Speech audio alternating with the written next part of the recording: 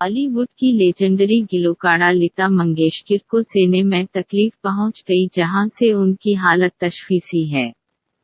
Paris रोज legendary गिलोकारा Lata Mangeshkar को infection के बारे में बताया गया था कि मुंबई के बरेज कैंडी में दाखिल कराया गया था, जहां एक सीनियर डॉक्टर की हालत थी जो उसकी हालत तशखीसी है। हिंदुस्तानी खबर रसा एजेंसी पीटीआई ने दावा किया है, जिससे लता मंगेशकर को नाजुक हालत आईटीआई में आज की है। क्या बुशरा अंसारी ने दूसरी शादी कर ली है। 9 साला लता मंगेशकर ने हिंदुस्तान के मुख्तलिफ मकामी और शहरों में होने वाली हजारों की तादाद में गायन हैं। उन्होंने 36 मिनट में 1000 से बड़ी फिल्मों में आपकी आवाज का जादू जगाया। बताया, लता मंगेशकर इंडिया का दूसरा गिलोकारा जिन्हें सबसे बड़े सोल एजाज भारत रत्न से नवाजा गया है।